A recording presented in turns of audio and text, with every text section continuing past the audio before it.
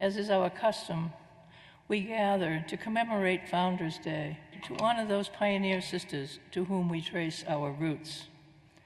In an age where society has placed greater emphasis on knowing our ancestors in order to know ourselves better, we revisit our historical origins. We all know the story as told in broad strokes, but in telling our story, as the chapter of 2018 recommended, we bring to light the women who have bequeathed to us a strong heritage, the courage to respond in the most difficult situations, the humility to let God be with people through us, the fidelity to God and to one another from which we derive our strength. Today's presentation includes excerpts from a poem written by C.A. Willett, Regis Class of '97, as a chronicle of the history of the Sisters of St. Joseph, and as a tribute to their dedication to the dear neighbor through challenging times and challenging venues. Today's reflection is entitled, Rooted in the Future.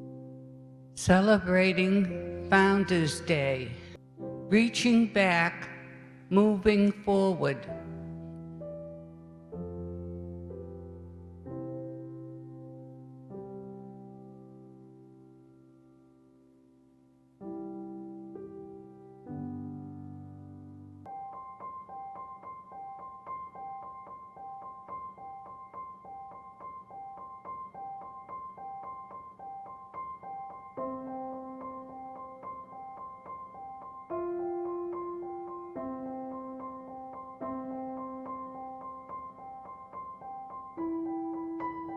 Rooted in the future.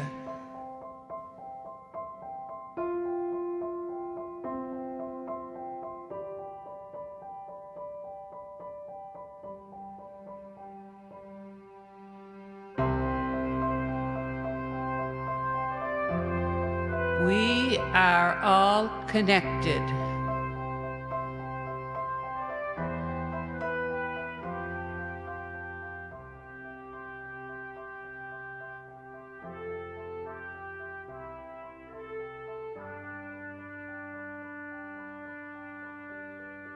(1650 to 2020).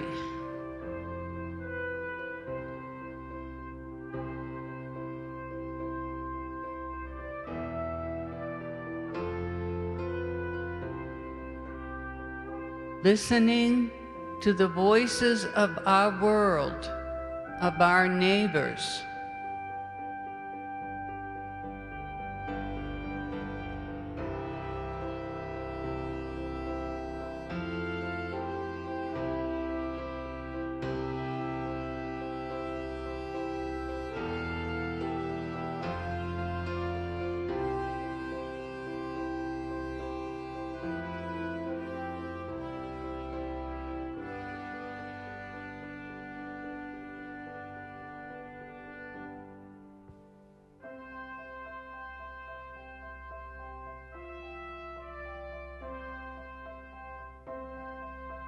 (1650 Le Puy, 2020, Boston).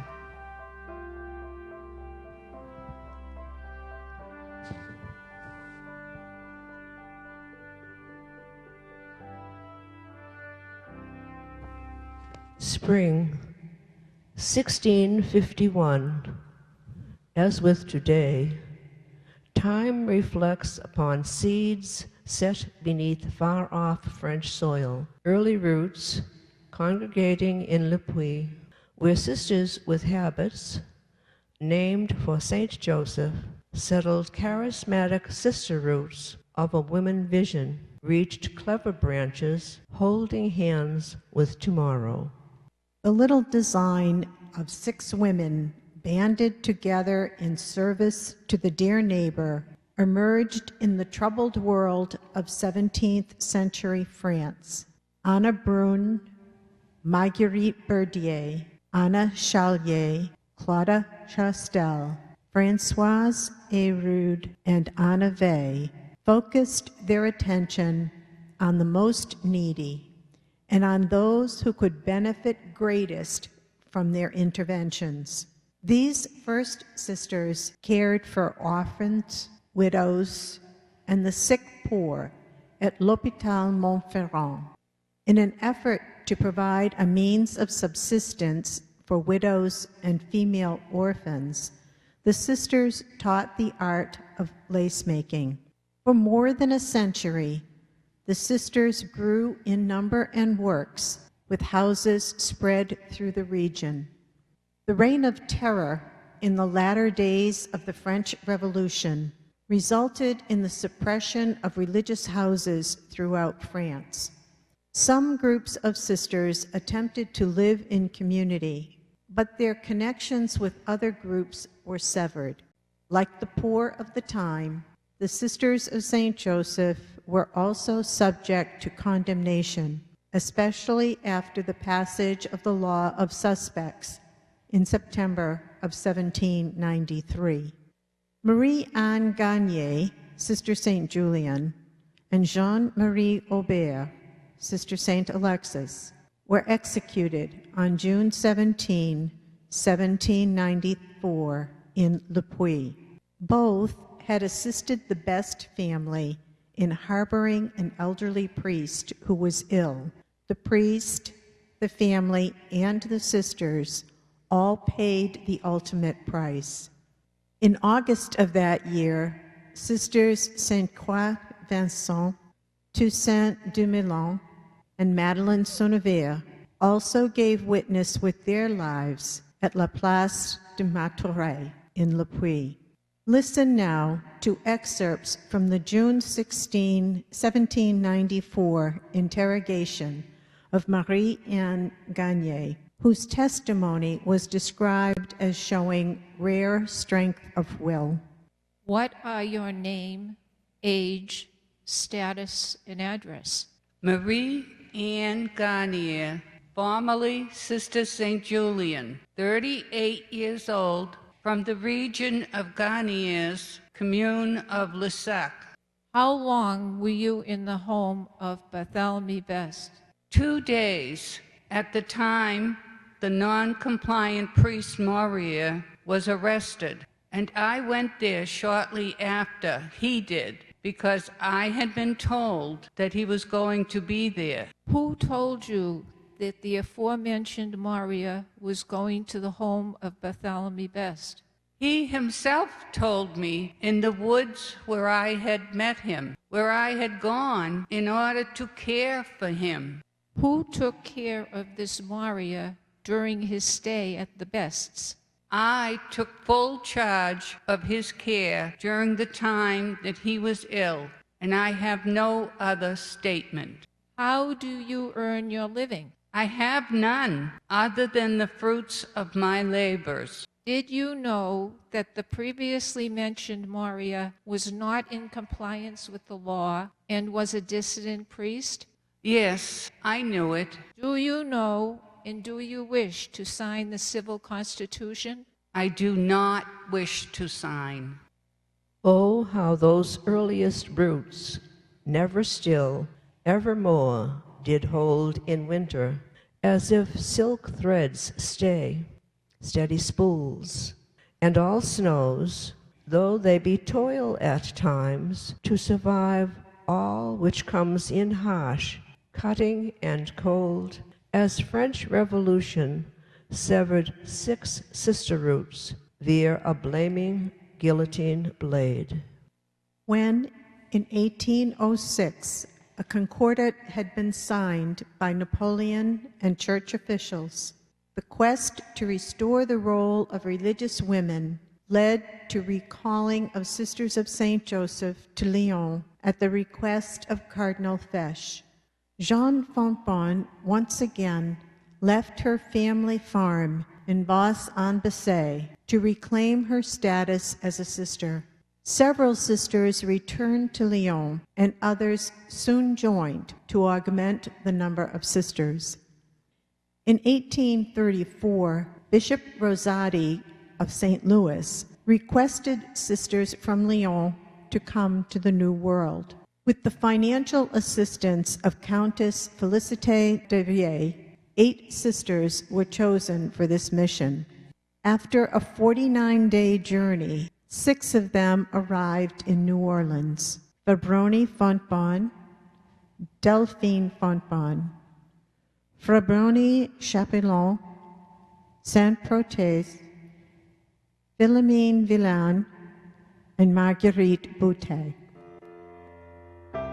Stitchers, standing in fear, misunderstood as early winter, taught her the legacy to live again in autumn among neighbors needy, and threaded their way toward the wide Mississippi, committed to penciled lines across the sea, declaring women's arts what works. In 1837, 2 sisters, Sister St. John, Julie Fournier, and Sister Celestine, Celestine Pomerel, arrived in St. Louis after having spent a year at St. Etienne, France, learning methods of instructing the deaf. One of Bishop Rosati's hopes was that the sisters would establish a school for the deaf. The first meeting of the bishop and the sisters is recounted from the perspective of Sister Celestine. Finally, we had reached the shores of America, only to learn that we must travel another expanse of water, the Mississippi River. We were so grateful to have reached the port of St. Louis. When the bishop greeted us, he was rather reserved, for he suspected that we might be impostors and not the teachers whom he had expected in the spring. The bishop asked for some proof of our identities. I turned to Sister St. John and asked, through sign language, of what she was thinking. Although Sister St. John was very young, her energy, too, had been depleted by our journey. And so her response in sign was simply that she was thinking of the good bread we had enjoyed in our native France. The bishop, recognizing our signs, apologized not only for being hesitant in welcoming us, but also in neglecting to provide refreshments. His hospitality assured us that our journey was over. Who knew how those early roots did show and shine upon a future in the past? Crossing those autumn 1873 river waters, rising and falling, raising recent past's red hues, surrounded by the splendor, first for St. Louis, then for Flushing, brighten future's gold, graceful circles of awareness, whereupon Mother Regis commenced to carry on what France lace makers, pattern cutters, and stitchers all began for the future, having no need whatever for habits, being no ordinary women with no ordinary accomplishments, who set to sewing church vestments and garments for the dead all around Boston, did stir through thrifty winter's ends, and pull together threads to hides, as curious women fashioned, of all things, baseballs, following that broad expanse, America journey. The arrival of 4 sisters, Regis Casserly, Claire Cochran, Dolores Brown, and Felix Cannon in Jamaica Plain, was chronicled by Mother Regis as she wrote back to the superior of the Flushing, New York community. Dear Mother Lewis, when I think back on our arrival here in Jamaica Plain, I know that clearly God was with us. Apparently, Father McGinnis had not expected us until the next day. So when we saw the little house, it was clean and newly painted, but without furniture or provisions. The coachman brought our trunks into the house so that we could sit on the floor and rest against them. As we contemplated how we would manage, Sister Claire remarked that there appeared to be the remnants of a garden in the yard. We set to work digging up whatever vegetables we could find. While we were attempting to prepare them in some manner, there was a knock at the door. Sister Dolores opened the door to the visitor, but no one was there. On the doorstep was a paper package, which, when opened, yielded a piece of corned beef. We were certain that God was watching over us, but to this day, we do not know the identity of the human instrument. As we prepared to spend the night, again there was a knock at the door. This time, when the door was opened, the woman next door introduced herself.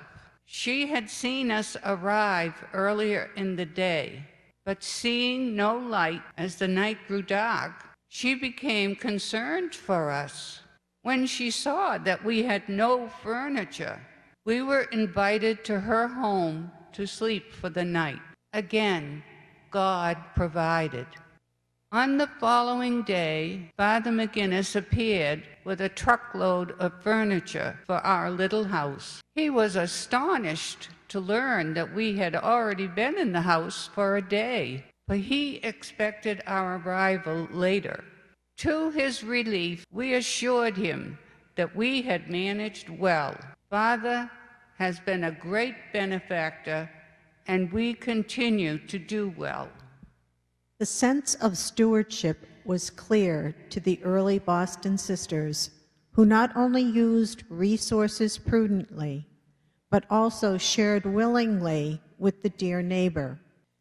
Rita Scanlon, a graduate of Mount St. Joseph Academy, class of 1915, told of the custom of the sisters to share what they had with those less fortunate, while enabling the recipients to maintain their dignity. There was an area enclosed in high fences with a gate known as the clothes yard, which led off the laundry and kitchen. There was a long bench running beneath the laundry windows, and some men would come around noon each day asking the sisters for something to eat. The men would have to chop some wood to earn their dinner. I used to see them eating a good meal that Sister would give them. It was after the Spanish-American War in 1898, and many of these men were homeless.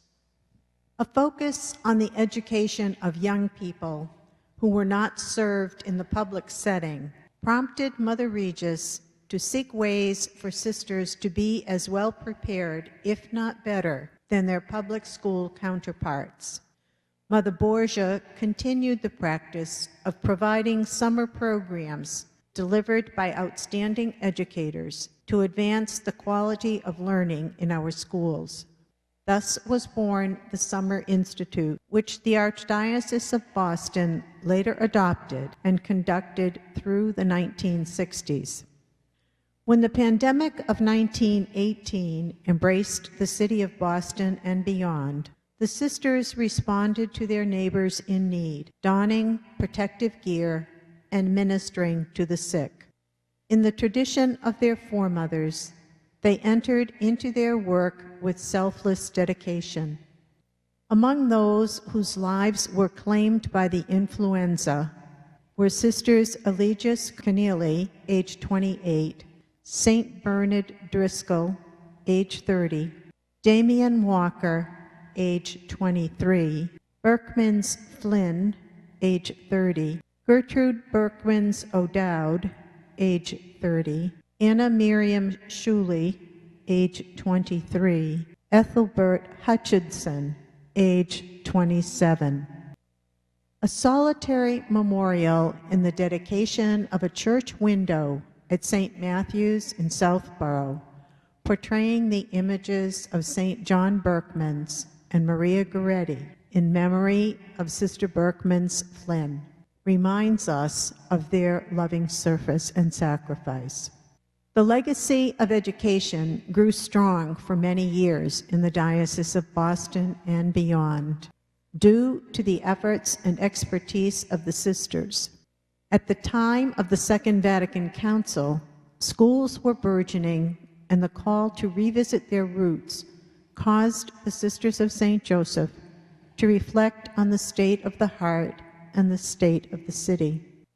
The sisters looked for ways to address the contemporary needs of the dear neighbor. Transferable skills from classroom pedagogy and strategic planning, coupled with new learning experiences, equipped the sisters to move out into the city, as did the early six in Le Puy. Sisters filled lecture halls and workshop settings where they earned the necessary credentials to minister in new ways.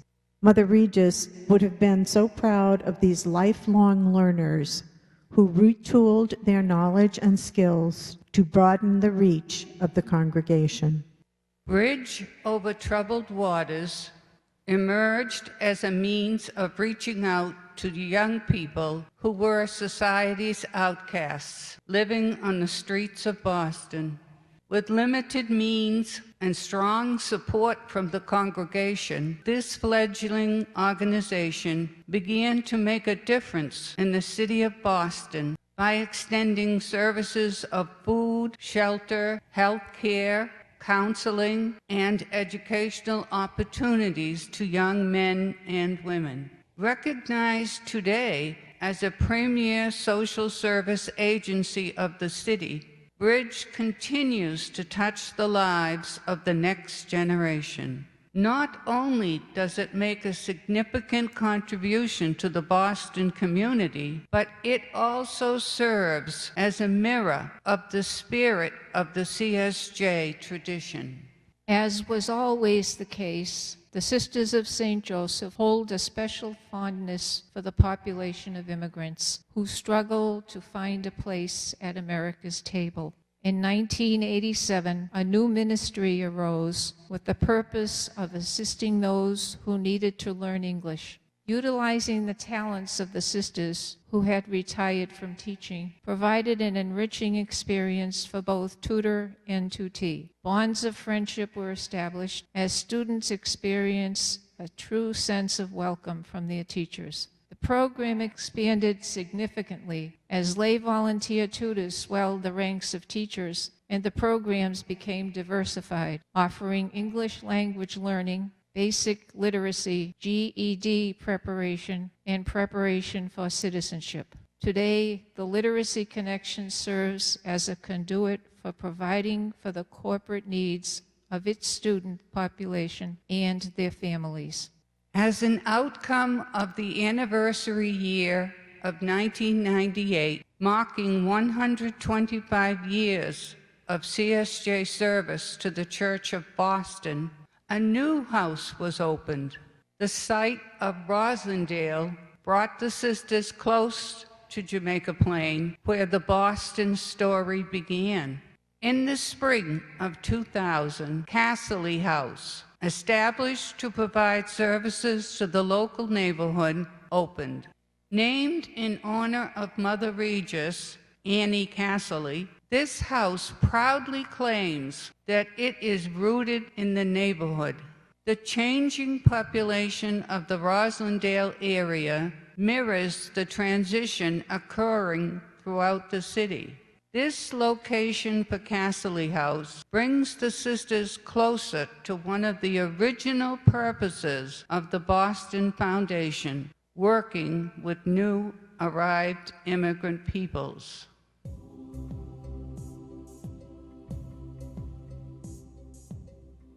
Hear them.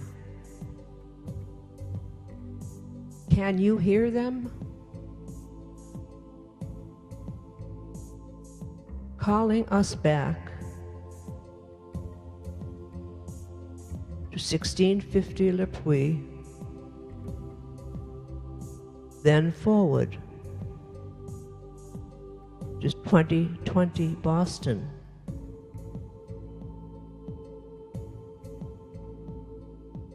Counting on 147 years of their Boston beginning from this place, where our future roots reach to say,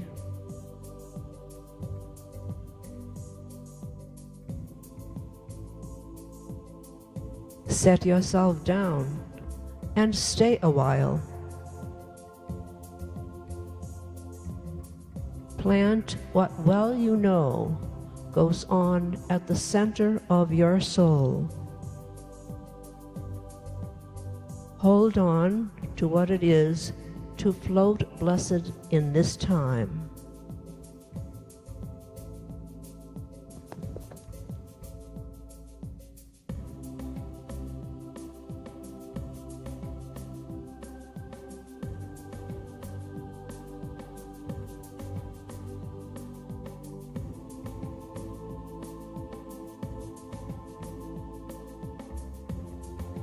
A thoughtful four-season garden stems from sister whispers telling of a future in the past, as if holding yesterday taut its secrets, early rememberings of lace and silk. How they sing from their garden. Go on, have at your life. Off with you now. Teach your clever woman work. Create the future. Dream.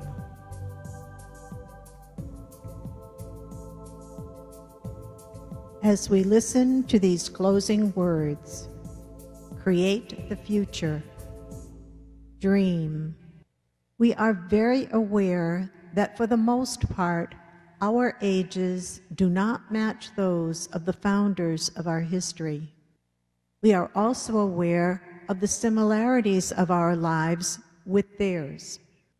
We live in a world in the midst of much tension and great possibilities.